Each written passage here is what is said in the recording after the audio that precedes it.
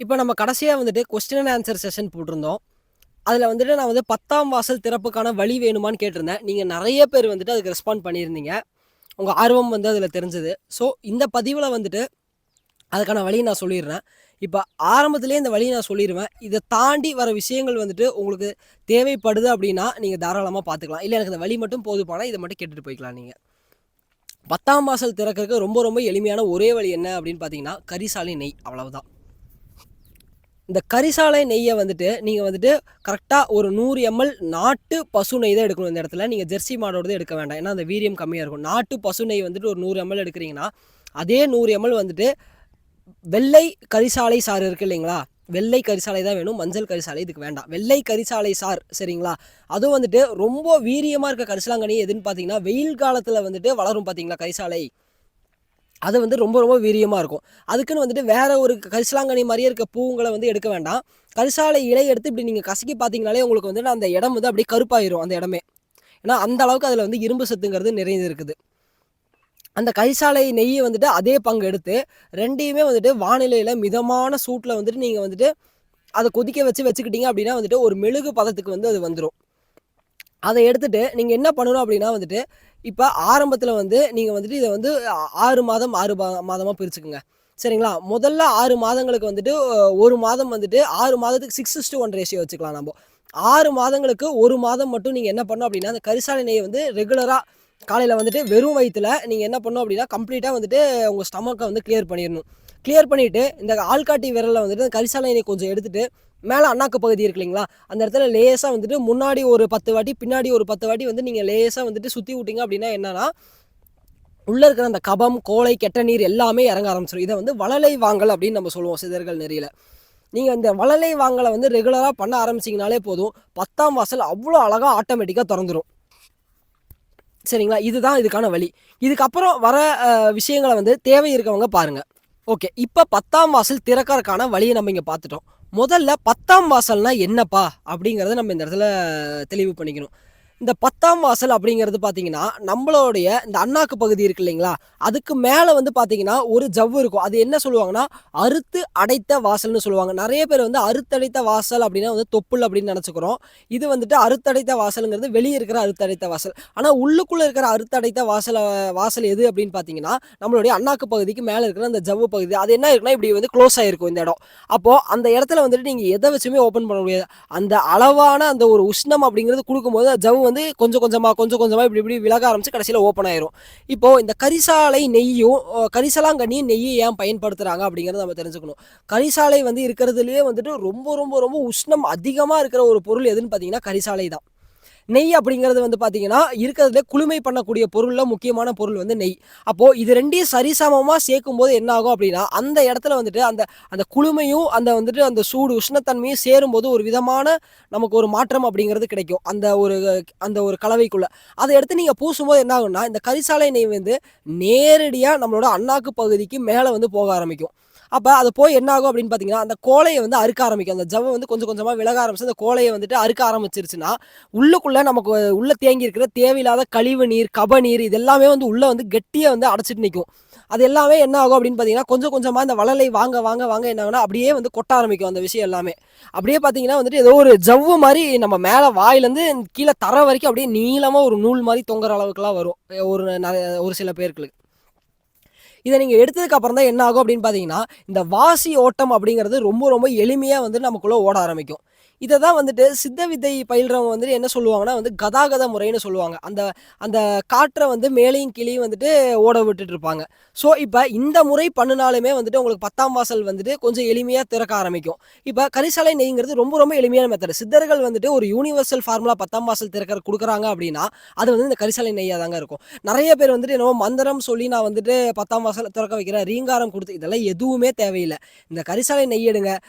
1 மாத காலம் கரெக்ட்டா 32 நாள் வந்துட்டு கரெக்ட்டா 32 நாள் கணக்கு வச்சுக்கங்க. அந்த 32 நாள் வந்துட்டு இந்த கரிசாலை நெய் தினமும் வந்துட்டு வெறும் வயித்துக்குள்ள எதுவுமே போயிறக்கூடாது. இல்லன்னா அது வந்து வாந்தியா வெளிய வந்துரும்.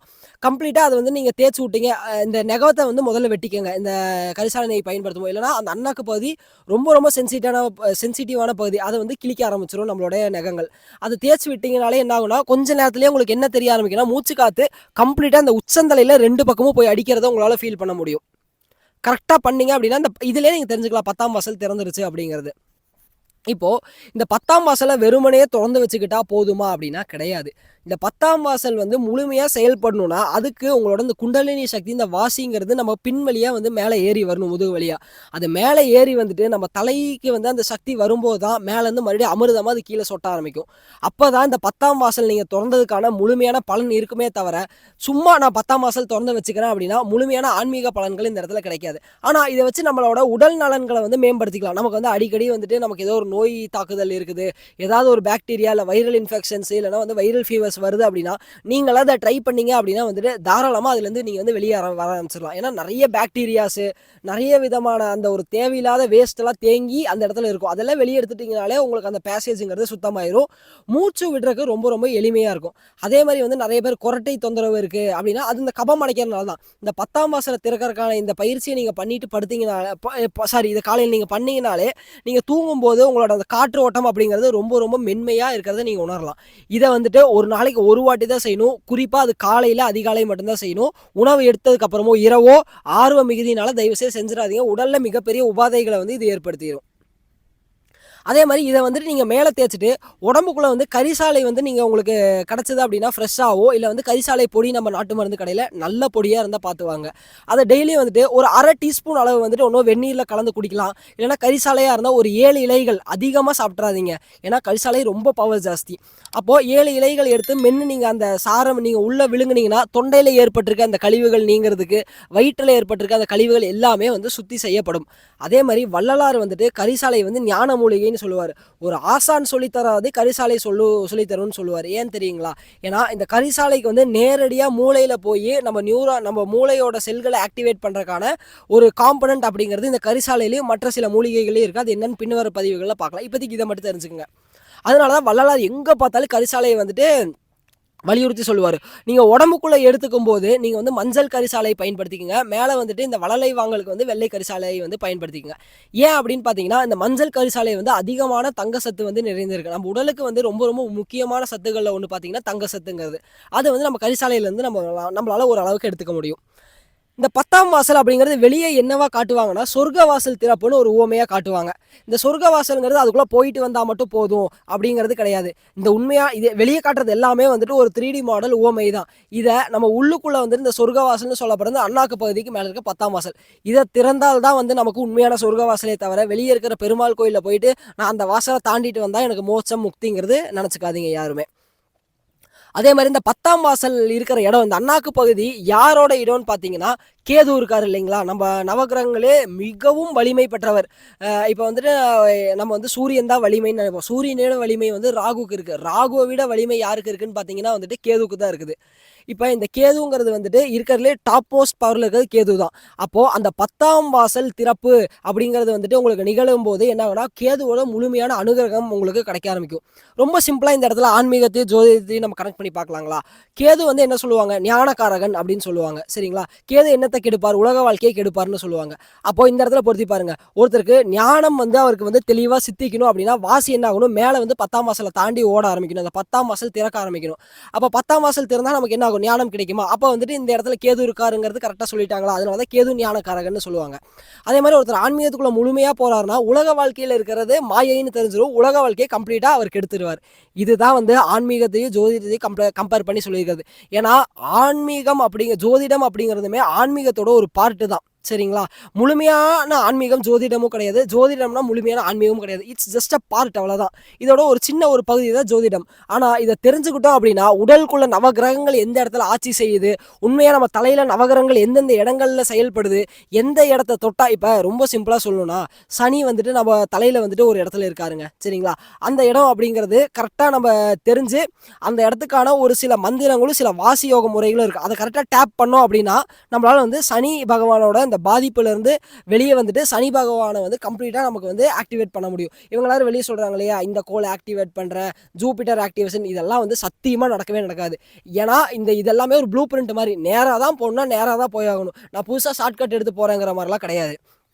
ஆனா இந்த இடத்துல நம்ம என்ன பண்றோம்னா, நடந்து போறத ஒரு வண்டியில போற மாரி, இந்த மாரி விஷயங்கள் எல்லாமே.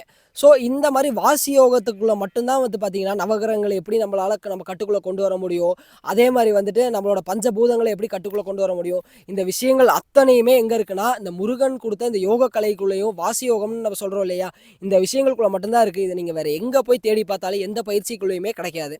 இனி அடுத்தது வந்துட்டு நம்மளோட கிளாஸஸ் வந்து 21 நாள் வந்துட்டு போயிட்டுருக்கு.